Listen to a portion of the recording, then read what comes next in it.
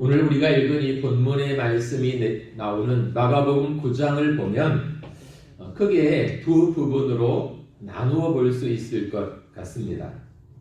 이 마가복음 9장, 그러니까 우리가 읽은 본문 바로 앞에는 어떤 내용들이 등장을 하냐면 예수님께서 베드로, 요한, 야고보 세 명의 제자를 데리고 변화산에 올라가시죠.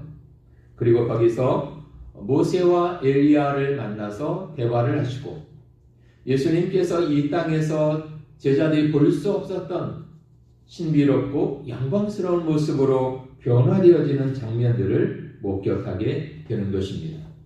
한마디로 하늘의 영광을 세 명의 제자들이 경험하게 되었던 것이죠.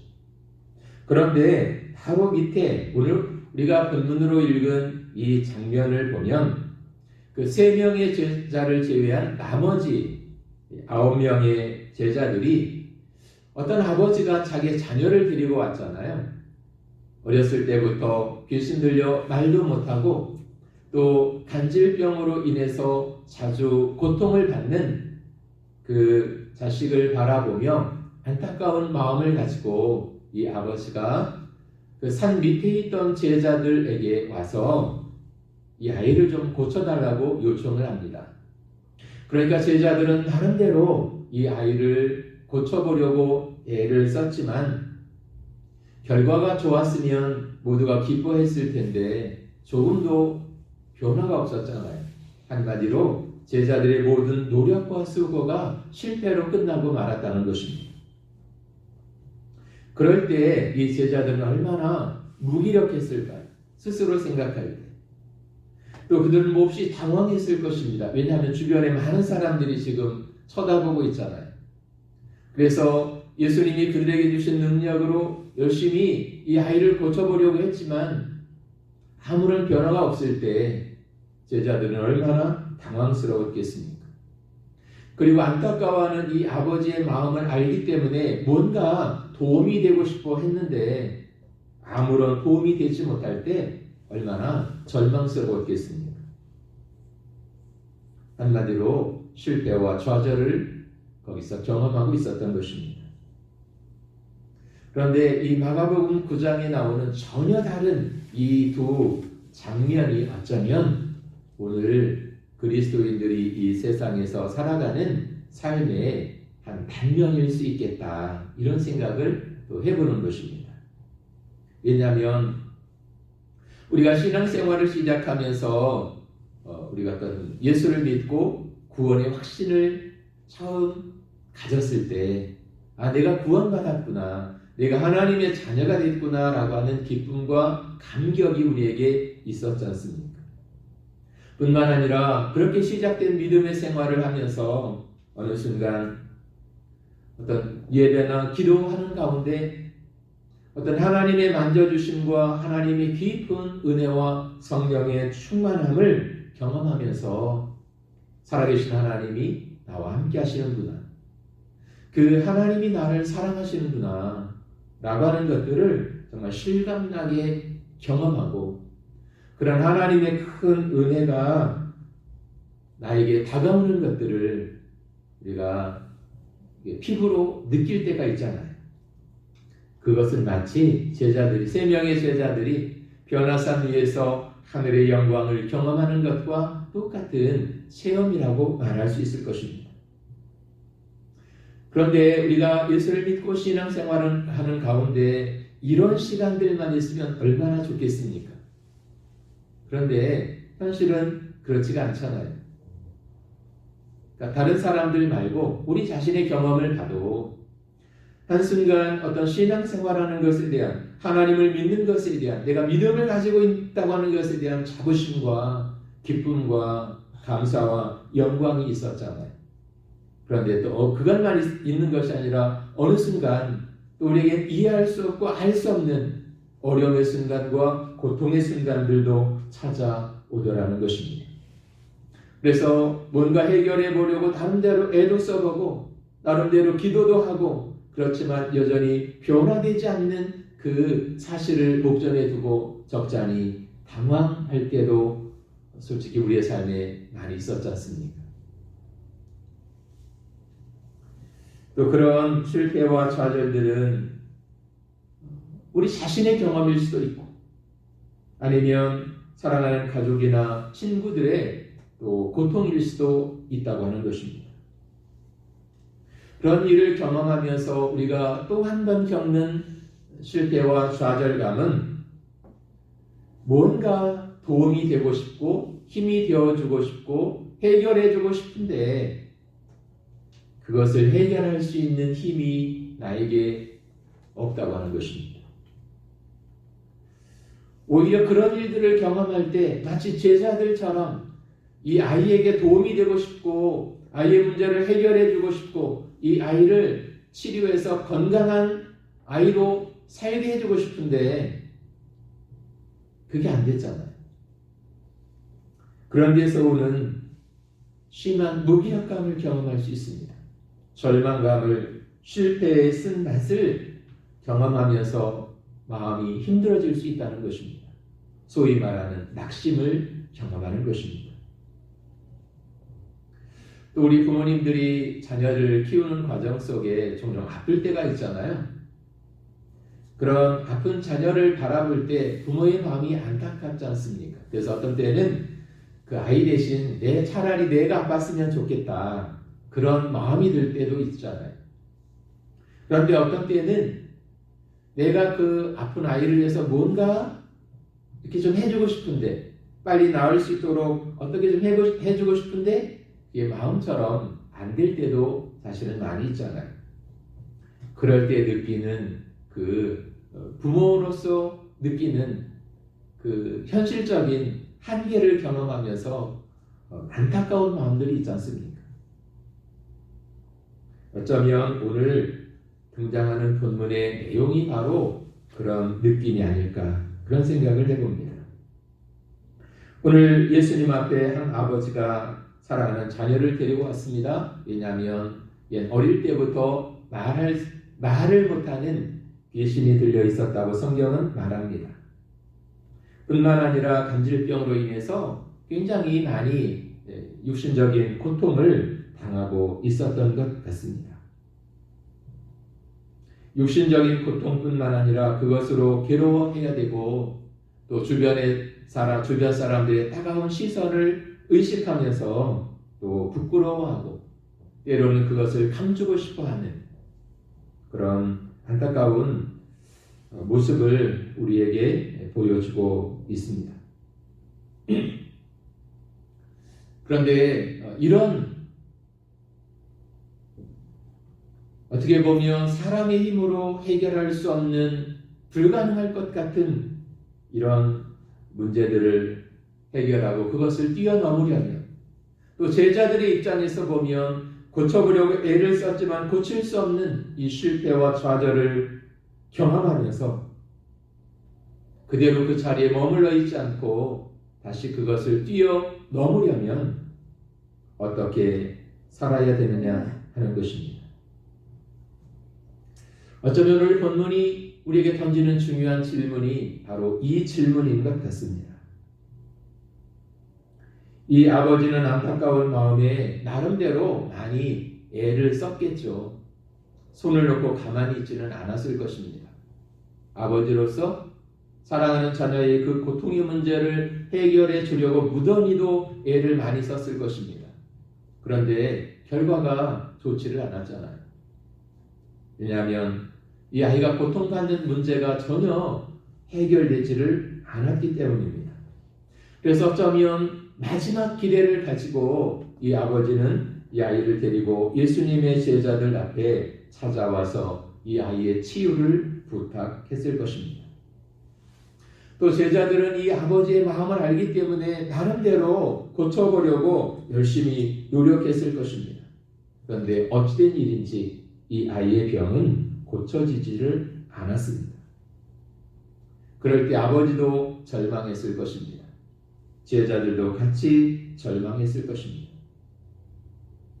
그런데 그 순간 산 위에 계시던 예수님이 세 명의 제자들과 함께 산 아래로 내려오시고 또 지금 제자들과 아버지가 한 아이를 가운데 두고 정말 실망하고 좌절하고 낙심한 이 장면을 보게 되어졌다는 것입니다.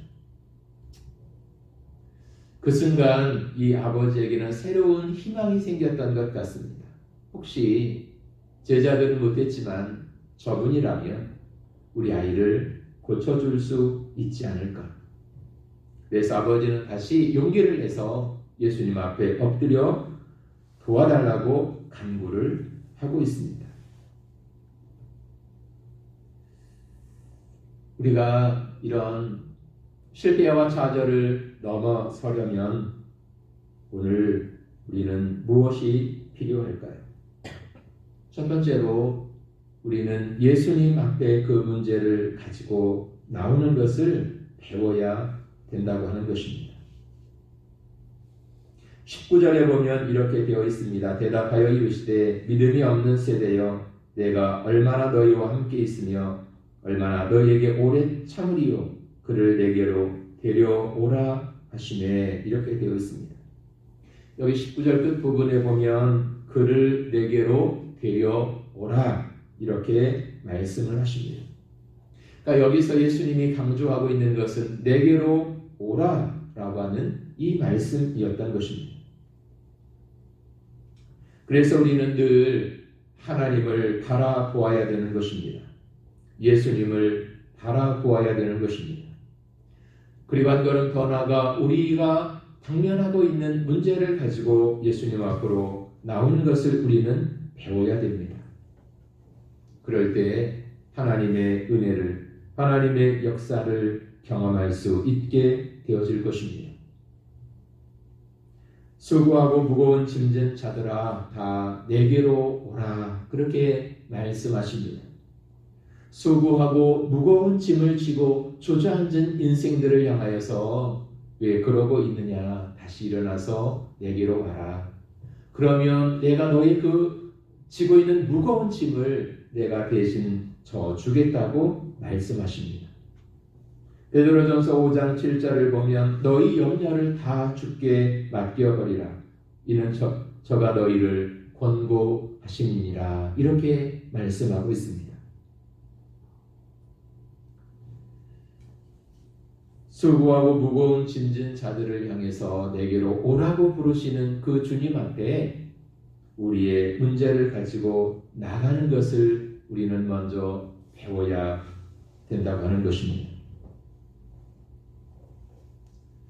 그리고 두 번째로 오늘 본문을 읽다 보면 예수님 앞으로 나온 이 아버지와 예수님이 대화를 나누는 가운데 특별히 예수님께서 강조하고 있는 것이 하나 있다는 것을 보게 됩니다. 그것은 다른 것이 아니라 바로 믿음이라고 하는 것입니다. 왜냐하면 이 믿음이라고 하는 통로를 통해서 하나님이 역사하시고 이 믿음이라고 하는 통로를 통해서 하나님이 은혜를 베푸시기 때문에 그렇습니다. 그렇다면 이 어린아이를 치유하는 과정을 통해서 우리가 가져야 할 믿음은 또 어떤 믿음이어야 될까요? 첫 번째는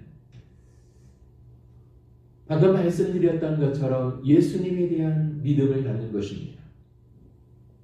예수님 앞으로 나올 때 예수님께서 이것을 해결해 주실 수 있다라고 하는 믿음을 우리가 가져야 한다는 것입니다. 예수님 앞에 가면 예수님이 정말 치료해 주시고 이 아이를 건강하게 만들어 주실 것이다. 그것을 우리는 믿고 신뢰해야 한다는 것입니다. 이 아버지가 얼마나 많은 노력을 했을까요? 안타까운 마음에 부모로서 해줄 수 있는 모든 것들은 다 아마 시도해 보았을 것입니다. 그런데 그런 방법이 전혀 통하지를 않았던 것입니다. 그때 제자들에 대한 소문을 듣게 되었고 예수님의 능력이 앉은 자를 일으키고 눈먼 자를 보게 하고 수많은 병든 자들을 고쳐서 건강한 삶을 살게 했다고 하는 소문을 이 아버지도 들었기 때문에 혹시 그들에게 가면 사랑하는 아이의 병을 고쳐줄 수 있지 않을까 그런 희망을 가지고 이 아버지도 예수님의 제자들 앞에 달려왔던 것 같습니다. 그러니까 중요한 것은 예수님에 대한 능력을 우리가 믿어야 한다는 것입니다. 오늘 본문 22절에 보면 아버지가 그런 말을 합니다. 귀신이 그를 죽이려고 불과 물에 자주 던졌나이다. 그러나 무엇을 하실 수 있거든 우리를 불쌍히 여기사 도와주옵소서. 그런데 좀 이상하지 않습니까? 예수님 앞에 나온 걸 보면 굉장히 믿음이 좋고 대단한 것 같다 이런 생각을 하기 쉬운데 여기 22절 말씀을 보면 좀 이상합니다. 무엇을 하실 수 있으면 도와주십시오. 그러니까 상당히 온전히 믿는 것도 아니고 그렇다고 안 믿는 것도 아니고 굉장히 어정쩡한 상태였다는 것을 우리가 알 수 있습니다. 무엇을 하실 수 있거든 도와주소서 이렇게 말을 했을 때 예수님의 반응은 무엇이었을까요? 예수님의 반응은 할 수 있거든이 무슨 말이냐? 믿는 자에게는 능치 못할 일이 없느니라 이렇게 말씀을 하십니다. 그런 것을 보면 아마도 할 수 있으면 이라고 하는 이 말이 예수님에게는 좀 거슬리게 들렸던 것 같습니다. 예수님께서는 그 아버지의 확신 없는 말 속에서 어쩌면 믿음을 포기해버린 자의 그 마음을 보셨던 것 같습니다. 나오긴 나왔지만 희망을 잃어버린 한 아버지의 모습을 보고 있는 것 같습니다. 그리고 사실 그것은 적극적으로 예수님의 도움을 구하는 사람의 모습도 아니었던 것입니다. 그래서 믿음에 근거한 요청도 아니었던 것이죠. 어쩌면 더 정확한 표현은 거의 포기한 상태에서 마지막으로 한번 그냥 툭 던져보는 정도의 요청이었다고 하는 것이 옳을 것 같습니다. 왜냐하면 한번 실패의 경험이 있잖아요. 제자들에게 요청했잖아요. 예수님의 제자들이라면 이 아이를 고쳐줄 수 있을 것이다. 그 믿음을 가지고 나와서 요청하고 실제로 제자들이 그렇게 했는데 이게 아무런 일도 안 일어났잖아요. 어쩌면 그런 일들을 경험하면서 이 사람의 믿음도 약해지고 또 그런 실패와 좌절을 이 사람으로 하여금 더 움츠러들게 만들었던 것 같습니다. 내가 당신의 제자들에게 요청을 했는데 결국 아무런 일도 일어나지 않았지 않습니까? 당신이라고 별 볼 일을 있겠습니까? 이런 정도의 마음이었던 것 같습니다. 그런 자신 없는 이야기를 하는 이 아버지를 향해서 할 수 있거든이 무슨 말이냐? 믿는 자에게는 능치 못할 일이 없느니라 이렇게 고통을 치시고 이 아버지에게 계속 예수님 말씀을 하시죠. 그러자 이 아버지의 반응이 달라지기 시작했습니다. 곧 그 아이의 아버지가 소리질러 이르되 내가 믿나이다. 나의 믿음 없는 것을 도와주소서. 그는 이렇게 이야기를 합니다. 어쩌면 그게 정직한 고백이었던 것 같습니다. 그런데 이 아버지가 처음부터 그렇게 예수님 앞에 나왔으면 어땠을까요? 예수님, 저는 이 아이를 아비의 입장에서 어떻게 하든 건강을 되찾아주기 위해서 이 고통에서 해방시켜주기 위해서 나름대로 노력하고 있었습니다. 그런데 지금 아무런 결과가 없습니다. 그래서 저는 절망했습니다. 저는 포기했습니다. 그리고 예수님 앞에 나왔지만 정말 예수님이 이 아이를 고쳐주실지 저는 확신도 없습니다. 이런 일을 겪으면서 저는 제 믿음이 많이 약해졌습니다. 그러나 저를 도와주십시오. 저의 믿음 없는 것을 하나님 불쌍히 여겨주십시오. 그렇게 솔직하게 자신의 믿음 없는 것을 예수님께 고백하면서 주님 앞에 도움을 구했다면 어땠을까요? 하나님을 온전히 신뢰하지 못하는 것은 하나님의 능력을 그만큼 제한하고 있는 것 같습니다.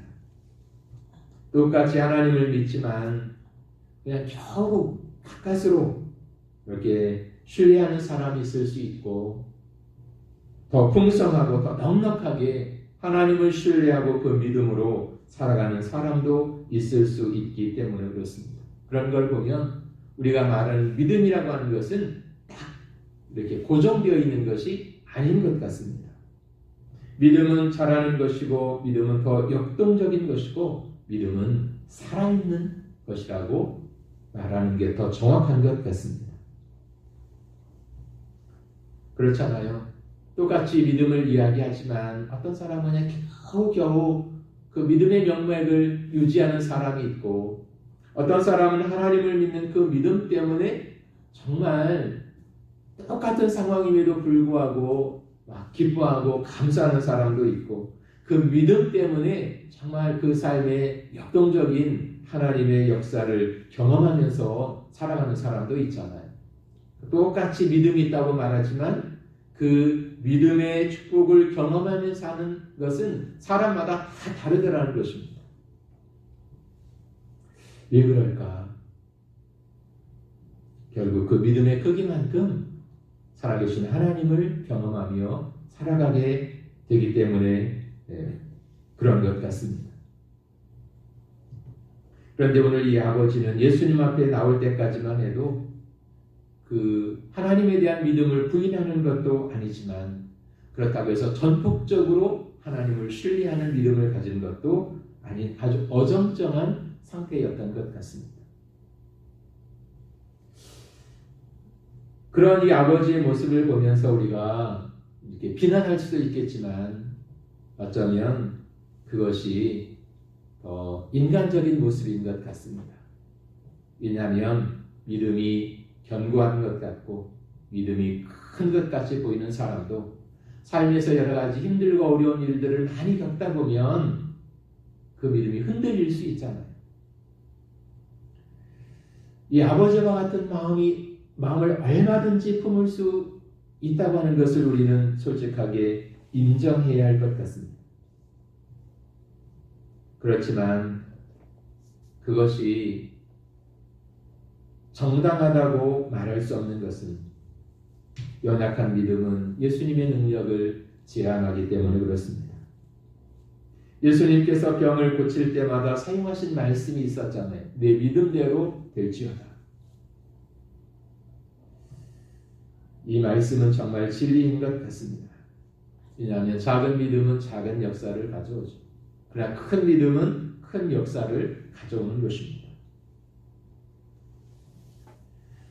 오늘 우리가 살다가 이 제자들처럼 나름대로 주님을 의지하고 기도하면서 어떤 문제 앞에 도전을 했는데 내 생각처럼, 내 계획처럼, 내 뜻대로 잘 풀리지 않을 때 얼마든지 실망하고 좌절하고 낙심할 수 있다는 것입니다.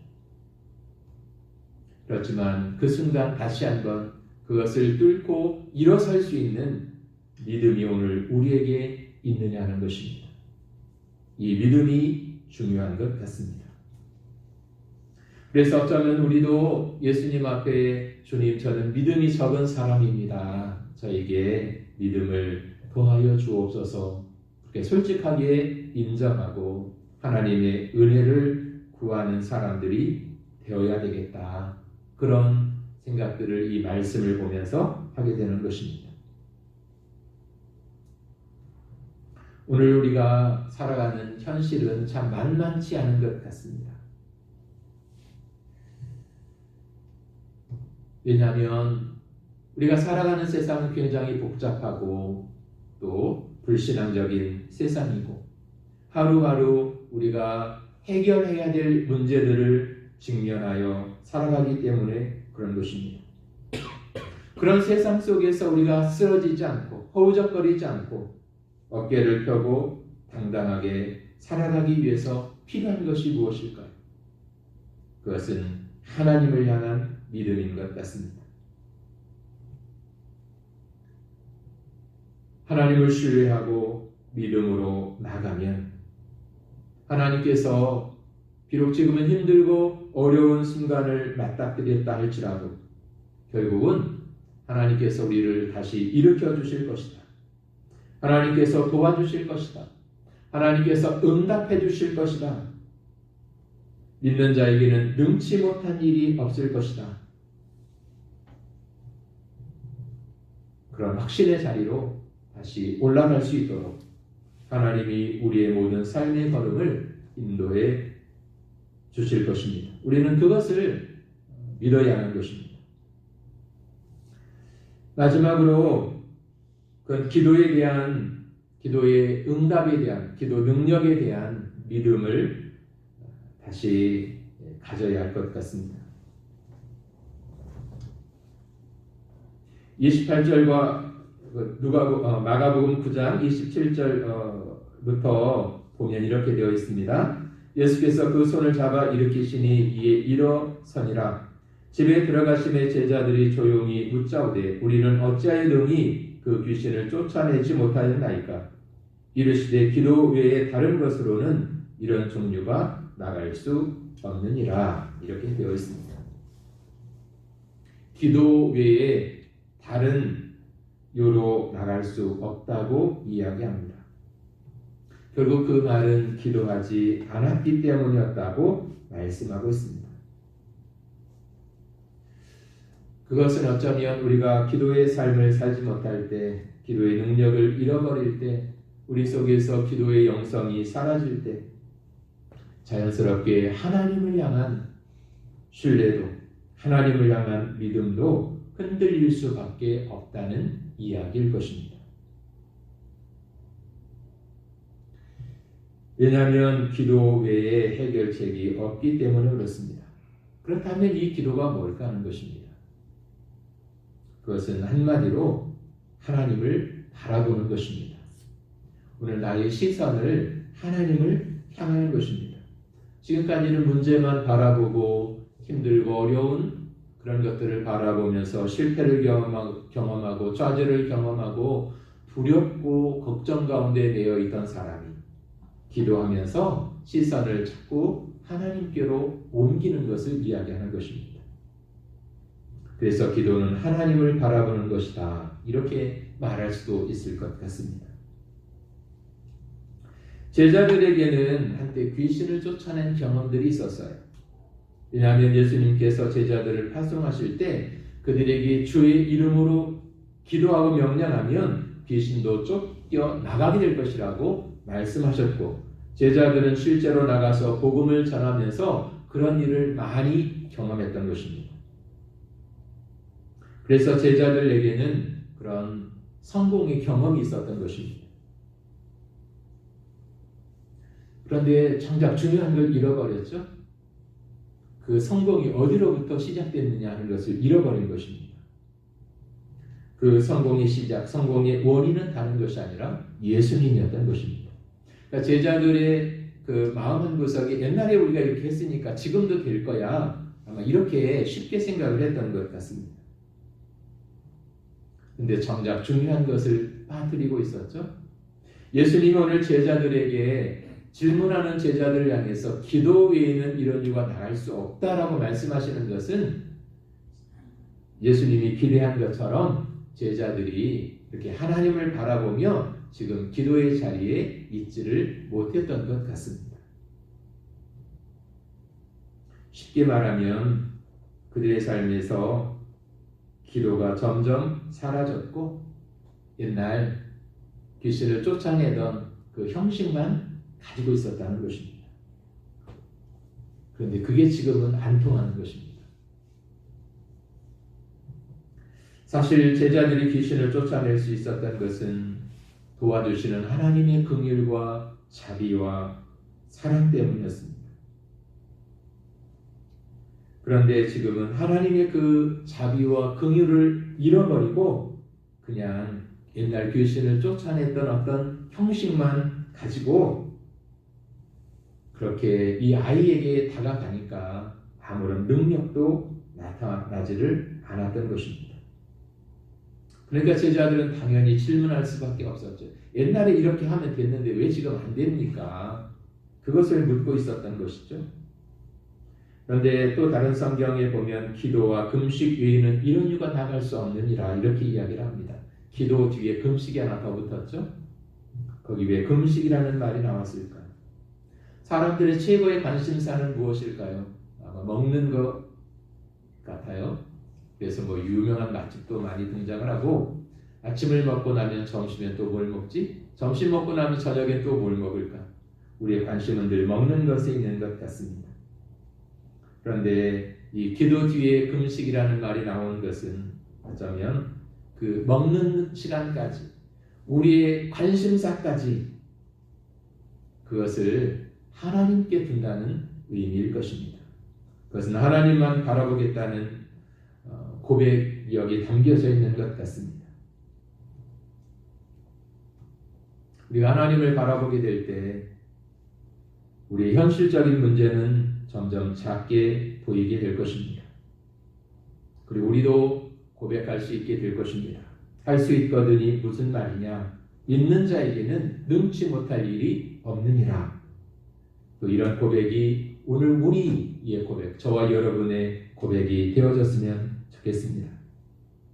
우리는 살다 보면 끊임없이 우리에게 도전해오는 많은 문제들을 경험합니다.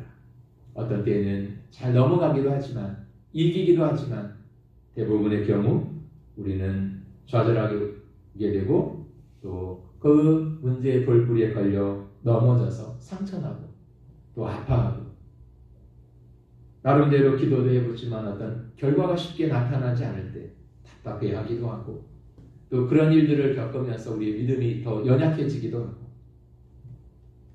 그것이 오늘 우리가 살아가는 모습인 것 같습니다. 그러나 중요한 것은 그럴지라도 그 자리에서 다시 일어서야 되겠다 하는 것입니다. 그리고 다시 그 장애물에 걸려 넘어졌던 우리가 일어설 수 있는 방법은 무엇이냐? 그것은 오직 믿음뿐이라는 것을 우리는 기억해야 할 것입니다. 그 믿음은 단순한 믿음이 아니라 예수 그리스도에 대한 믿음인 것입니다. 예수님이 하나님이시라는 것을 우리는 믿어야 하는 것입니다. 그리고 그 믿음을 가지고 우리의 기도하는 입을 열어야 하는 것입니다. 세상을 바라보고 문제만 바라보던 우리의 눈이 열려 이제는 하나님을 바라보아야 한다는 것입니다. 그럴 때 오늘 우리 각자 처해 있는 그 여건과 환경 속에 개입하시고 그 문제 속에 역사하시는 하나님의 손길을 우리는 경험할 수 있게 되어질 것입니다. 오늘 우리는 무엇 때문에 우리의 마음이 힘듦을 경험할까요?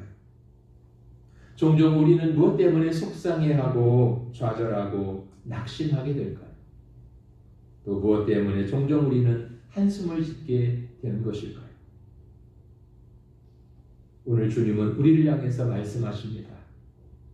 그것을 가지고 나에게 나왔으면 좋겠구나. 그리고 그 문제를 이제는 네가 혼자 짊어지지 말고 나에게 내려놓았으면 좋겠구나. 그리고 나를 바라보거라. 그리고 나의 이름으로 기도해라. 그렇게 할 때 오늘 우리로 하여금 걸려 넘어지게 만들었던 그 문제들을 해결해 주시고 또 그것을 넉넉하게 뛰어넘어 계속해서 전진할 수 있는 은혜 주시는 살아계신 하나님을 경험하는 자리로 우리도 나갈 수 있게 되어질 것입니다. 오늘 성경은 이런 것을 우리에게 말씀하고 있는 것 같습니다. 오늘 저나 여러분들이 현실적인 삶의 자리에서 경험하고 있는 또 오늘 우리가 직면하고 있는 그 문제들은 무엇일까요?